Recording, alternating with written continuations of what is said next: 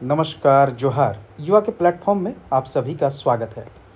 To the point के आज के वीडियो में हम लोग देखते हैं विश्व बैंक की गरीबी और असमानता रिपोर्ट। यह अभी अप्रैल 2025 में जारी हुआ है।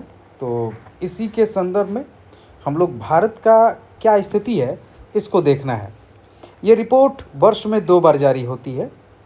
इस रिपोर्ट के अनुसार 10 वर्षों में भारत में 17.1 करोड़ लोग अत्यधिक गरीबी से बाहर निकल गए हैं। गरीबी के विश्व बैंक के 3 रेखाएं हैं, अर्थात 3 तरीके से विश्व बैंक गरीबी को मापता है। इसमें अत्यधिक गरीबी है। अत्यधिक गरीबी उनको कहा जाता है जिनकी अधिकतम आय $2.5 प्रतिदिन प्रति व्यक्ति है। वैसे व्यक्ति या वैसे देश जहां उनके नागरिकों की आय प्रतिदिन प्रति व्यक्ति $2.15 से कम हो, इससे अधिक ना हो, अर्थात $2.15 तक जहां प्रतिदिन प्रति व्यक्ति आय होती है वो अत्यधिक गरीबी की सीमा रेखा के अंतर्गत आते हैं। इससे ऊपर एक और सीमा रेखा है जो भारत जैसे देशों के लिए बेहतर तरीके से अप्लीकेबल है, निम्न मध्यम आय गरीबी रेखा। इसमें प्रतिदिन प्रति व्यक्ति आय को $3.65 में सीमित किया गया है, अर्थात 0 से $3.65 तक प्रतिदिन प्रति व्यक्ति आय जिनकी है वो इसके अंतर्गत निम्न मध्यम आय गरीबी रेखा के अंतर्गत आते हैं। और विकसित देशों के लिए मध्यम उच्च आय गरीबी रेखा रखी गई है जो कि $6.85 प्रति व्यक्ति प्रतिदिन है। आइए हम लोग देखते हैं विश्व बैंक के देशों का वर्गीकरण आय के अनुसार। तो ये विश्व बैंक इसको 4 तरीके से बांटता है। निम्न आय वर्ग, जिसमें जिनकी आय सालाना $1,145 से कम है प्रति व्यक्ति। मध्यम निम्न आय, जिसमें भारत आता है, इसमें है $1,146 से $4,515 के बीच में जिनकी आय है प्रति व्यक्ति।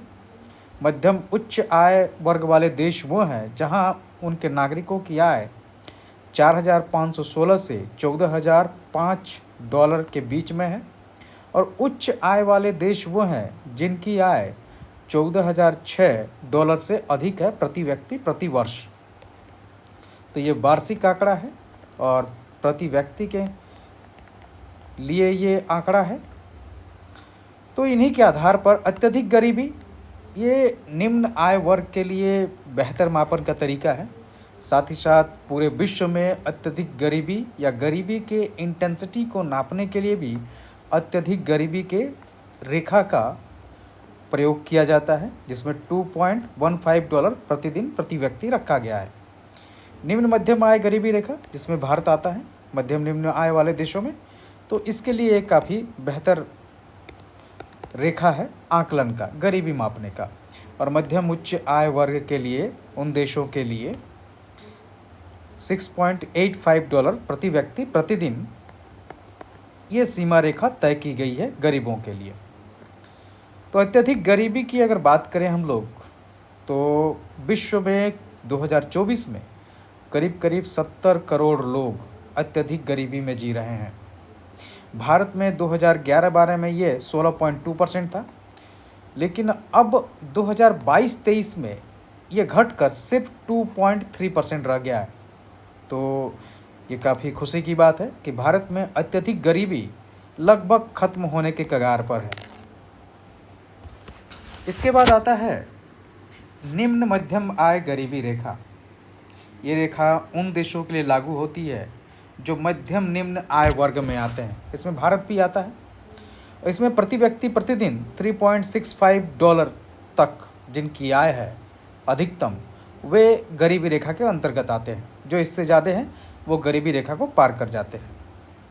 भारत में इसके अनुसार 2011-12 में 61.8% व्यक्ति गरीबी रेखा के अंतर्गत थे और 2022-23 में यह 8.1% रह गया है। तो कह सकते हैं कि इसमें भी काफ़ी तेज़ी से कमी आई है। गरीबी उन्मूलन में योगदान देने वाले प्रमुख राज्य जो हैं वो यूपी, महाराष्ट्र, बिहार, पश्चिम बंगाल और मध्य प्रदेश हैं। 2011-12 में यहाँ अत्यधिक गरीबी वालों की टोटल जनसंख्या जो भारत के अनुपात में 65% रहा था, अर्थात 65% अत्यधिक गरीबी वाले लोग सिर्फ इन 5 राज्यों में थे। अब इसमें काफ़ी कमी आया है, अब ये सिर्फ 2/3 रह गया है, तो इसमें कमी देखा जा रहा है। बहुआयामी गरीबी सूचकांक, दरअसल इस वीडियो में हम लोग कई तरीके से गरीबी को माप रहे हैं। जैसे ये एक विश्व बैंक का गरीबी रेखा का आकलन हो गया, उसके बाद बहुआयामी गरीबी सूचकांक मल्टी पॉवर्टी इंडेक्स, गिनी सूचकांक, इनके अनुसार भी गरीबी को देख लेते हैं। तो बहुआयामी गरीबी सूचकांक, एक्चुअली में बहुआयामी गरीबी सूचकांक जो होता है वो 3 मुख्य आयामों पर आधारित है: स्वास्थ्य, शिक्षा और जीवन स्तर। आय से इतर स्वास्थ्य, शिक्षा और जीवन स्तर के आधार पर इसमें गरीबी को मापा जाता है।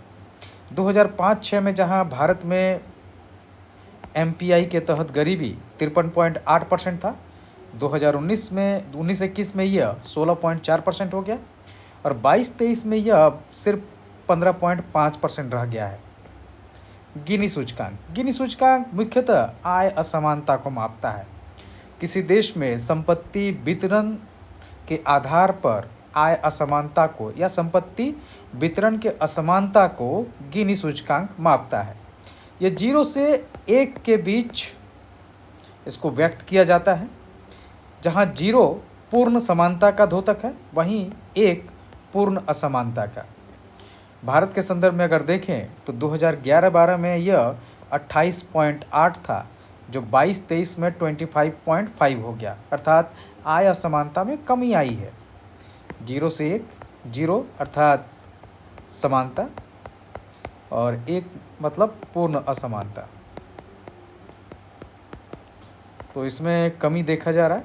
28.8 था 2011-12 में, वहीं अब ये 22-23 में 25.5 हो गया है। तो भारत में संपत्ति वितरण में भी, आय असमानता में भी कमी आई है, संपत्ति वितरण बेहतर हुआ है। धन्यवाद।